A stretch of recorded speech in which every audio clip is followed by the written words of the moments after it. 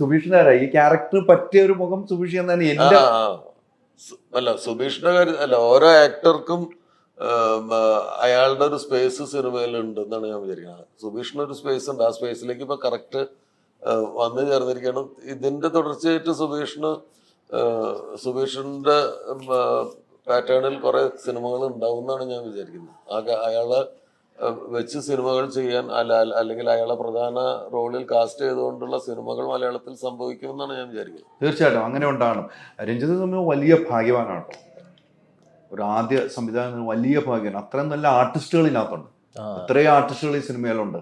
അതൊരു വലിയ ഭാഗ്യമല്ല. അത് എങ്ങനെ ഒത്തു എന്നുള്ള പിന്നീട് ചിന്തിച്ചിട്ടുണ്ടോ? അല്ല, രഞ്ജിത്തിന്റെ എക്സ്പീരിയൻസ് ഉണ്ടല്ലോ, രഞ്ജിത്ത് അല്ല ബന്ധങ്ങളുണ്ടല്ലോ, അത്രയും സിനിമ അസോസിയേറ്റ് ചെയ്ത് പോകാം. എനിക്കറിയാം, അതുകൊണ്ട് ഞാൻ ചോദിച്ചത്. അതും കൂടെ ഇതിനകത്തൊരു മുതൽ മുടക്ക് പോലെ വന്നില്ലേ, ആളുകളൊന്ന് നമുക്ക് ഒന്ന് കൺഫേം ചെയ്തെടുക്കാൻ വേണ്ടി. ഗുണമായില്ലേ അത്, ആ എക്സ്പീരിയൻസ്? രഞ്ജിത്തേട്ടൻ ഫഹദിനെ പോലെ. അതെ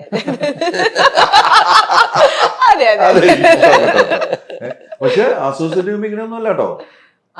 ഞാൻ പോയി ചെയ്തിട്ടുള്ള എനിക്കറിയാം. ആ സമയത്ത് ഇതൊന്നുമല്ല. നമ്മൾ 5 മിനിറ്റ് വൈകി ഒന്ന് മൂത്രമൊഴിക്കാൻ പോയി ഒന്ന് പേടിപ്പിച്ച് വിളിച്ചോണ്ട് പോണ ആളാ. ഇപ്പൊ ഇവിടെ ഇരിക്കുമ്പോ എന്താ എളിമയാന്ന് നടക്കുമ്പോഴാണ് ഞാൻ ഇന്റർവ്യൂ വേറെ, ഡയറക്ഷൻ വേറെ. അല്ല, ഈ പറഞ്ഞ പോലെ വലിയൊരു ഭാഗ്യവാൻ തന്നെയാട്ടോ. അതാണ് ഞാൻ ഉദ്ദേശിച്ചതും. വലിയ ഒരു സംഘം ആൾക്കാരുണ്ട്. ഇപ്പൊ ഷെല്ലിനൊക്കെ എനിക്ക് എത്രയോ വർഷമായിട്ട് അറിയുന്നതാണ്. ഷെല്ലിയുടെ ഒക്കെ ഉഗ്രൻ ക്യാരക്ടറാണ് ഈ സിനിമയിൽ. നല്ല രസമായിട്ട് അവർ പെർഫോം ചെയ്യുന്നുണ്ട്. അവരുടെ കൂടെയൊക്കെ അഭിനയിക്കുമ്പോൾ അപ്പോഴാണ് നമുക്ക് ഇപ്പൊ ഒരു ആക്ടറെ നമ്മൾ സംവിധാനം ചെയ്യുന്നതിനേക്കാൾ കൂടുതൽ ഒരു ആക്ടറെ നമുക്ക് ഭയങ്കര ഇന്റൻസിറ്റിയോട് കൂടിയിട്ട് മനസ്സിലാവുക നമ്മൾ അവരുടെ ഓപ്പോസിറ്റ് നിൽക്കുമ്പോഴാണ്. അപ്പം ഓപ്പോസിറ്റ് നിൽക്കുന്ന ആളുടെ ഒരു റിയാക്ഷൻ പ്രശ്നമായാൽ, അല്ലെങ്കിൽ അയാൾ അത്ര സീരിയസ് അല്ലാതെ അപ്രോച്ചുള്ള ഒരാളായാൽ നമ്മളെ പോലുള്ള പുതിയ ആക്ടേഴ്സ് കുടുങ്ങിപ്പോകും. കാരണം നമ്മൾ അവരിൽ നിന്ന് അവരെ പ്ലഗ് ചെയ്തിട്ട് ഒരു എനർജി നമ്മൾ റിസീവ് ചെയ്യുന്നുണ്ട്. അവര് ചെയ്യുന്നത് കൊണ്ട് അവരുടെ മുഖത്ത് നോക്കുമ്പോൾ അറിയാതെ നമ്മളുടെ മുഖവും മാറുന്നുണ്ട്. അപ്പൊ അത് ഷെല്ലിയുടെ കൂടെ കുറെ സീനുകളിൽ ഞാൻ ഒരുമിച്ച് ഞങ്ങൾ കോമ്പിനേഷൻ ഉണ്ടായിരുന്നു. അപ്പോഴാണ് എനിക്ക് ശരിക്കും മനസ്സിലായത്, ഒരു ഓപ്പോസിറ്റ് നിൽക്കുന്ന ആള് നന്നായി പെർഫോം ചെയ്യുമ്പോൾ അത് നമ്മളുടെ പണി എളുപ്പമാവുന്നുണ്ട്. നമ്മളറിയാതെ നമ്മൾ ബിഹേവ് ചെയ്ത് പോകും. അവരോട് റിയാക്ട് ചെയ്യുമ്പോൾ നമ്മളുടെ മുഖത്ത് അറിയാതെ എക്സ്പ്രഷൻസ് ഉണ്ടാവും. എൻ്റെ സ്റ്റോൺ ഫേസ് ആണ്, എൻ്റെ മുഖത്ത് വരെ ചില ഭാവങ്ങൾ ഉണ്ടാവുന്നുണ്ടെന്ന് ഞാൻ തിരിച്ചറിഞ്ഞത് ആ ഓപ്പോസിറ്റ് നിൽക്കുന്ന ആളുടെ ഒരു പെർഫോമൻസ് ആണ്. അതുപോലെ ഓരോ ആൾക്കാരും ഇതിൽ അജു വർഗീസ് ഉണ്ട്, ജാഫർ ഇടുക്കി ഉണ്ട്, കുറെ മിടുക്കന്മാരായിട്ടുള്ള ആക്ടേഴ്സ് ഇതിലുണ്ട്. എല്ലാം കൂടി ഇതൊരു നല്ല പാക്കേജ് ആയിരിക്കും. തീർച്ചയായിട്ടും. സാറേ ഇപ്പം ഒരു നിർമ്മാതാവും കൂടിയാണ്. സമരങ്ങളൊക്കെ വരുവാണ് അല്ലേ? സാർ അറിഞ്ഞു കാണുമെന്ന് എനിക്ക് തോന്നുന്നു. ഇല്ല, ഞാൻ അറിഞ്ഞിട്ടില്ല. ഇപ്പം തിയേറ്റർ ഉടമകൾ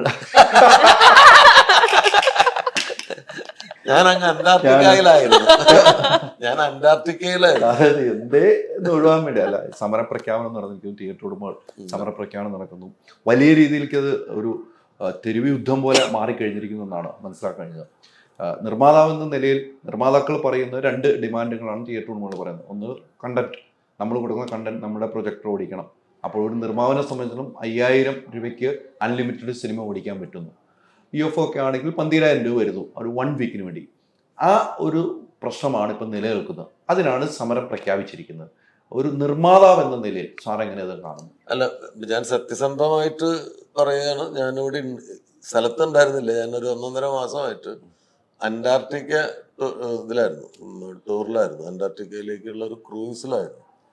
ഇന്ന് രാവിലെ 5 മണിക്കാണ് എത്തിയത്. അപ്പോൾ ഈ വാട്സപ്പോ മറ്റു സോഷ്യൽ മീഡിയ ഒന്നും ഇല്ലാത്ത സ്ഥലമാണെന്ന് അറിയാലോ. അങ്ങനെ ഒരു സ്ഥലത്തായിരുന്നു. അപ്പൊ എനിക്കിതിന് എന്താണ് യഥാർത്ഥത്തിൽ നടക്കുന്നത്, എന്തൊക്കെയാണ് ആവശ്യങ്ങൾ, അതിന്റെ ഡീറ്റെയിൽസ് ഒന്നും അറിയില്ല. അപ്പൊ അതുകൊണ്ട് ഞാനൊരു അഭിപ്രായം പറയാൻ എനിക്ക് അറിയാത്തോണ്ടാണ്, സത്യസന്ധമായിട്ട് അറിയാത്തോണ്ടാണ്. അറിയുന്ന കാര്യങ്ങൾ പറയുന്നതിൽ ഒരു മടിയും. ഒരു സമരപ്രഖ്യാപനം സമരങ്ങള് ഇനി മലയാള സിനിമ താങ്ങില്ല എന്ന് തന്നെയാണ് ഞാൻ വിചാരിക്കുന്നത്. മലയാള സിനിമയിൽ ഇപ്പൊ ഒരു 3-4 സിനിമകൾ നന്നായി ഓടിക്കൊണ്ടിരിക്കുകയാണ്. വീണ്ടും ആളുകൾ തിയേറ്ററിലേക്ക് വരുന്ന ഒരു സ്വഭാവം തിരിച്ചു വന്നുകൊണ്ടിരിക്കുന്ന ഒരു സമയത്ത് എന്ത് കാരണം കൊണ്ടാണെങ്കിലും പണി മുടക്കിയിട്ടുള്ള തിയേറ്റർ അടച്ചിട്ടിട്ടുള്ള ഒരു ഇത് തിയേറ്റർ അടച്ചിടുകയാണ്, പുതിയ സിനിമകൾ റിലീസിന് എടുക്കുന്നില്ല. നമ്മുടെ സിനിമ പോലും പ്രതിസന്ധിയിലേക്ക് പോകണം, റിലീസ് എടുക്കുന്നില്ല അവർ. അല്ല അതാണ് ഇത് സ്വന്തം നിലനിൽപ്പിന് അപകടമാക്കുന്നതാണ്. അത് ഞാൻ എല്ലാ കാലത്തും എന്താവശ്യങ്ങൾക്ക് വേണ്ടിയിട്ടാണെങ്കിലും ചർച്ചകളിലൂടെ പരിഹരിക്കുക എന്നല്ലാതെ സിനിമ ഒരു അത്യാവശ്യമുള്ള സാധനമൊന്നുമല്ല ജനങ്ങൾക്ക്. അരി പോലെ, ഊണ് പോലെ, വസ്ത്രം പോലെ, ചികിത്സ പോലെ യാതൊരു ആവശ്യമില്ല സിനിമ. സിനിമ എന്ന് പറയുന്നത് അവന്റെ അടുത്ത വിഷയമാണ്. അവന്റെ ഭക്ഷണവും വസ്ത്രവും ആരോഗ്യ പരിപാലനവും കഴിഞ്ഞിട്ടുള്ള ഒരു സാധനമാണ് വിനോദം എന്ന് പറയുന്നത്. ഒരു ബോണസ്. അത് അവിടെ ഉണ്ടെങ്കിൽ കൊള്ളാം, അവൻ വരും, അവനാവശ്യമുണ്ട്, അവൻ സമയം ഇതെല്ലാം കഴിഞ്ഞ് ബാക്കി പൈസ ഉണ്ടെങ്കിൽ വരും. അങ്ങനെയുള്ള ഒരു സാധനത്തിൽ നമുക്ക് കൂടുതൽ ഡിമാൻഡിങ് ആവാൻ പറ്റില്ല. സമരം നമ്മളുടെ മാർഗം ആവാൻ പാടില്ല എന്നാണ് ഞാൻ വിചാരിക്കുന്നത്. സിനിമ എല്ലാം സിനിമ കൊണ്ട് ഉപജീവിക്കുന്ന ആൾക്കാരാണ്, നിർമ്മാതാവായാലും തിയേറ്ററുകാരനായാലും നടനായാലും ടെക്നീഷ്യനായാലും. അപ്പോൾ ഇവരാരോടാണ് സമരം ചെയ്യുന്നത്? ഇത് വലിയ അത്യാവശ്യമില്ലാത്ത ജനത്തിനോടാണ് സമരം ചെയ്യുന്നത്. നമ്മളുടെ നിലനിൽപ്പിനുള്ള കാര്യമാണ്. പരസ്പരം കൂടി ആലോചിച്ച് പരിഹാരം ഉണ്ടാക്കുക എന്നല്ലാതെ സമരം സിനിമയ്ക്ക് പറ്റിയ, അതായത് തിയേറ്ററിൽ സിനിമ മുടക്കുന്ന ഒരു പരിപാടിയും സിനിമയ്ക്ക് പറ്റിയ ആരോഗ്യകരമായിട്ടുള്ള കാര്യമല്ല. അതിന്റെ കാരണം എന്തായാലും കൃത്യമായ ഒരു മറുപടി തന്നെയാണ് സാർ. ഒന്നും അറിഞ്ഞിട്ടില്ലെങ്കിലും ആ ഒരു കാരണങ്ങൾ എന്തായാലും ഒരു സമരം ഒന്നിനും ഒരു പരിഹാരമല്ല. ഏറ്റവും അവസാനമാണ് വിനോദം എന്ന് തിരഞ്ഞെടുത്ത ആളുകൾ പോകുന്നത്. വെല്ലുവിളിക്കുന്ന പൊതുജനത്തെയാണ്, പ്രേക്ഷകരെയാണ്. ആ സിനിമ അതുകൊണ്ടുള്ള ഉണ്ടാകുന്ന അപകടം അത് തന്നെയാണ്. കൃത്യമായ മറുപടിയാണ്. അടുത്ത പ്രൊജക്റ്റൊക്കെ എന്താണ്? അടുത്തത് ഞാനൊരു നോവലാണ്, ഒരു മലയാളം നോവൽ. ഇപ്പൊ റിലീസായിട്ട് 1 വർഷത്തോളമായ ഒരു നോവലാണ്.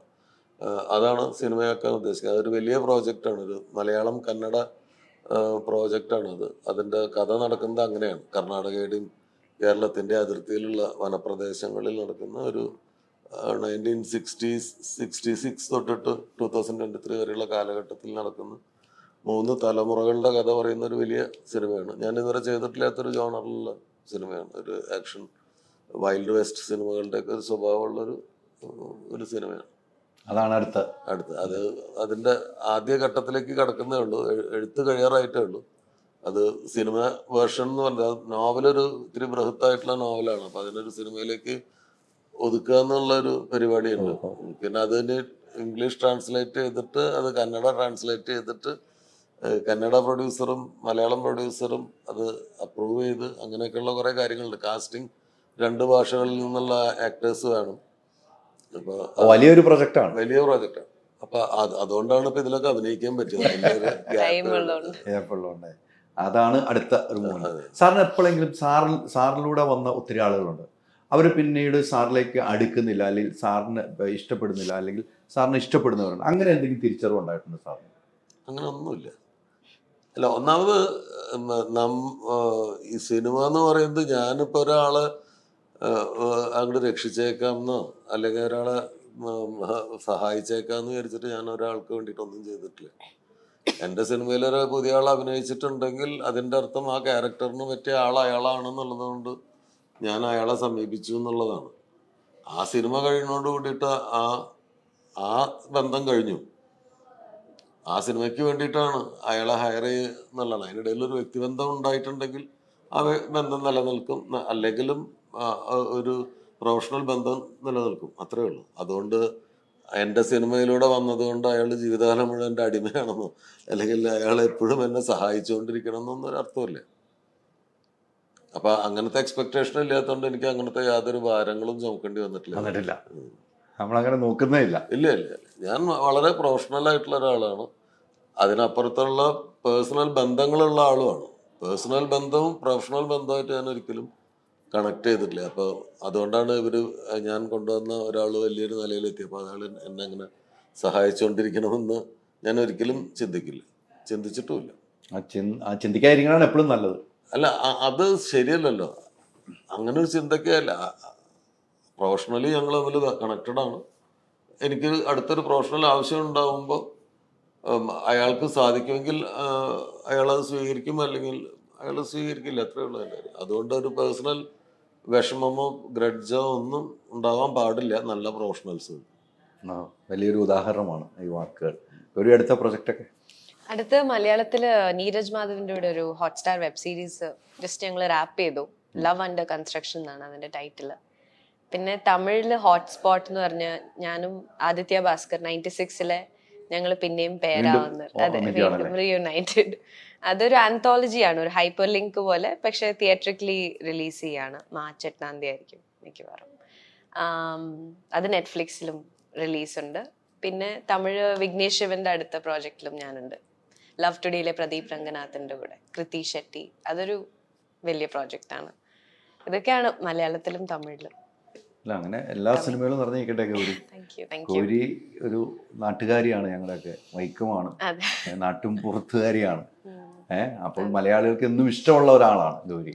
എന്നും മലയാളത്തിൽ നിറഞ്ഞിരിക്കുക, അതോടൊപ്പം മറ്റു ഭാഷകളിലും അഭിനയിക്കുക.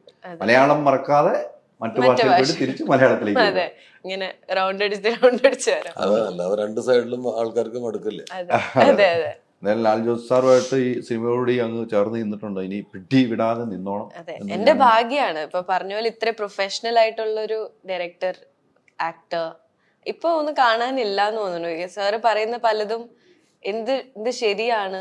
He's so simple as a person. ഇതാണ്, ഇങ്ങനെ വേണം എന്നുള്ളൊരു, ഇപ്പൊ വർക്ക് ചെയ്തില്ലെങ്കിൽ പോലും it's an honour to have known him. ഇതുപോലത്തെ ഒരു പേഴ്സണാലിറ്റിയെ എനിക്ക് ഇത്രയും സംസാരിക്കാനും പറ്റി, അറിയാൻ പറ്റി. അതന്നെ ഒരു വലിയ ഭാഗ്യമാണ്. തീർച്ചയായിട്ടും അങ്ങനെ ഉണ്ടാവണം എന്നും. ആ ബന്ധങ്ങൾ അങ്ങനെ തന്നെ തുടർന്ന് പോകട്ടെ. എന്തായാലും സംവിധാനം എന്തോരം ചോദിച്ചാലും അത് തലവെൽക്കുന്ന കുരുക്കുകളെന്ന് പറഞ്ഞിട്ട് കൂടുതൽ ചോദിക്കുന്നില്ല. ഈ പടം കഴിഞ്ഞിട്ട് അടുത്ത സിനിമ ചെയ്യാനുള്ള ഒരു അവസരം ഉണ്ടാകട്ടെ പ്രേക്ഷകരെ ഏറ്റെടുത്തിട്ട്. ഇതാണ് എനിക്ക് എൻ്റെ ഏറ്റവും അടുത്ത സുഹൃത്തിൻ്റെ അടുത്ത് പറയാനുള്ളൂ. അല്ല, എനിക്കതല്ലേ പറയാൻ പറ്റുള്ളൂ. എന്ത് വെച്ചാൽ ഇങ്ങനെ ഇരിക്കി ചിരിച്ചോളൂ. എനിക്ക് അത് ഭയങ്കര ഇഷ്ടപ്പെട്ടു. എന്ത് വെച്ചാലും ഫഹദിനെ പോലെ തലവിലേക്ക് ചിരിച്ചോണ്ടിരിക്കുന്നു പറഞ്ഞ് പഠിച്ചു വെച്ചോക്കാണ്.